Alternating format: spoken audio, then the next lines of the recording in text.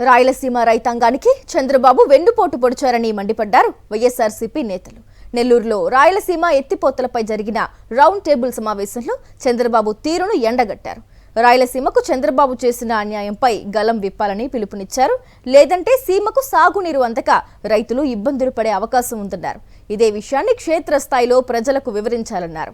రాయలసీమకు ఎత్తిపోతల పథకంతో నెల్లూరు జిల్లాకే ఎక్కువ లబ్ధి జరుగుతుందన్న విషయాన్ని రౌండ్ టేబుల్ సమావేశంలో గుర్తు చేశారు వైఎస్ఆర్సీపీ నేతలు. ఈ రాష్ట్రంలో రైతుల పక్షాన లేక రైతుల సానుభూతిగానో రైతుల కోసమో ఏదైనా ఒక రాజకీయ పార్టీ ఉందంటే అది జగన్మోహన్ రెడ్డి నాయకత్వాన ఉన్న వైఎస్ఆర్ కాంగ్రెస్ పార్టీ తప్ప ఇంకొకటి కాదు. కనుకనే జగన్మోహన్ రెడ్డి గారు చాలా దూరం దశాబ్దాల కాలం ముందు చూసిన తర్వాత ఏర్పాటు చేసిన కార్యక్రమాలు ఇవి.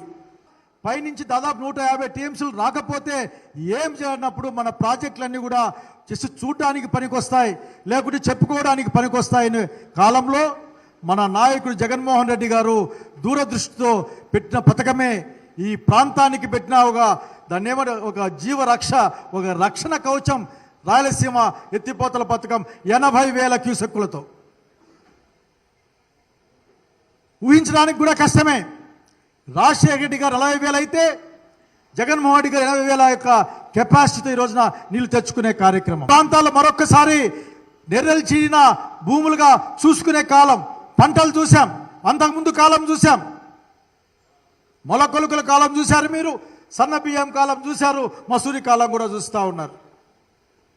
పెండ కూడా ఎండిపోయే కాలం వస్తే కండలేరు సోమశిల్లో నీళ్లు కృష్ణా నిలుపుకోలేకపోతే ఏ విధంగా ఉంటుందో ఆలోచించుకోవాలి. ఇక్కడ నెల్లూరు జిల్లాలో మాట్లాడడానికి ఎవరు లేరు. ఇసుక అమ్ముకునే వాళ్ళు, గ్రావెల్ అమ్ముకునే వాళ్ళు, లేకపోతే ఏం చేస్తా అర్థం కాని ఆ నారాయణ చంద్రబాబు నాయుడుకి అర్థం కావాలి. అతని యొక్క ఆలోచన అడ్డుకోకపోతే ఈ ప్రాంతాలన్నీ కూడా అన్యాయం అయ్యే కాలం వచ్చింది. రాయలసీమ లిఫ్ట్ వల్ల రాయలసీమ జిల్లాలతో పాటు నెల్లూరు ప్రకాశంతో పోల్చుకుంటే అతి ఎక్కువ ఉపయోగకరమైనటువంటిది మన నెల్లూరు జిల్లాకు అనేటువంటి విషయాన్ని మన రైతాంగ సోదరులందరూ గుర్తుంచుకోవాలి. ప్రాజెక్ట్ ఏదైతే జగన్మోహన్ రెడ్డి గారు ప్రారంభించారో 2,385 కోట్లతో అర్ధాంతరంగా ఆగిపోయింది. ఆగిపోయిన తర్వాత అనేక అనుమానాలు ఉన్నాయి. ఇది అర్ధాంతరంగా ఆగిపోవడానికి కారణం ఏంది, దీన్ని ఎందుకు ఆపేశారని ఆలోచన చేసేటువంటి పరిస్థితుల్లో తెలంగాణ అసెంబ్లీలో రేవంత్ రెడ్డి స్పష్టంగా ఒక మాట చెప్పాడు.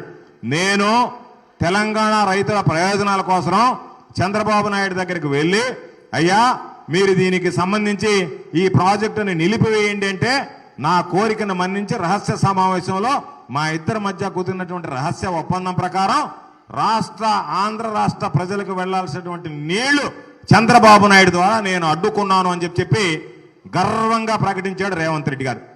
ఏ రోజైనా అది బయటకు వచ్చిన తర్వాత రేవంత్ రెడ్డి నాతో ఇంత అసెంబ్లీలో చెప్పాడు, టీవీలో వచ్చాయి, అందరు చూశారు. దాన్ని అడిగితే చంద్రబాబు నాయుడు నేను రేవంత్ రెడ్డితో ఒక మాట చెప్పలేదు అని ఖండనిచ్చినటువంటి పాపం ఎవ్వరూ బాలేదు. దాని మీద ఏదన్నా ఎదురుదాడి చేస్తూ చంద్రబాబు నాయుడు ఏం మాట్లాడుతున్నాడంటే ఏముంది దానివల్ల పెద్ద ఒక 20 టీఎంసీ నీళ్లు వస్తాయి, అన్ని బురద నీళ్లు అది ఇదని చెప్పి రైతులను అవమానపరిచేటువంటి విధంగా ఈరోజు మాట్లాడుతున్నాడు. కాబట్టి మన అందరం ఆలోచన చేయాల్సింది, మనకు ఒక పక్క అవసరం ఉంటే చంద్రబాబు నాయుడు ద్వారా జరిగినటువంటి అన్యాయం ఏదైతే ఉందో ఈ అన్యాయం మీద మనం గళమెప్పకపోతే, దీని మీద మనం మౌనంగా ఉంటే రాబోయేటువంటి రోజుల్లో మనం నీటి కోసం ఇబ్బందులు పడాల్సినటువంటి పరిస్థితి ఉందనేటువంటి విషయాన్ని గుర్తుంచుకోండి.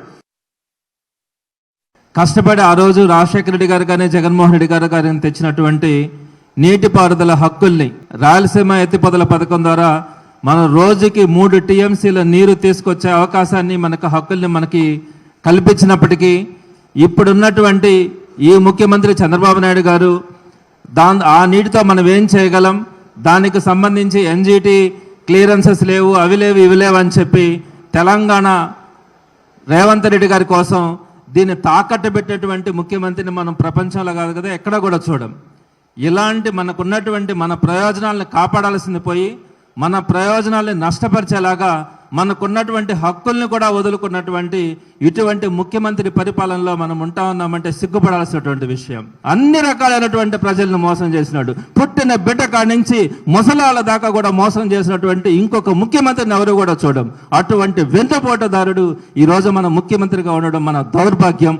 తప్పకుండా కూడా 62% ఉన్నటువంటి రైతాంగం కనుక తిరగబడితే, ఈ రైతాంగానికి అండగా ప్రజలందరూ కూడా కనుక సహకరిస్తే మాత్రం చంద్రబాబు నాయుడు గారిని తరిమి కొట్టే రోజు తొందరలో ఉంటుందని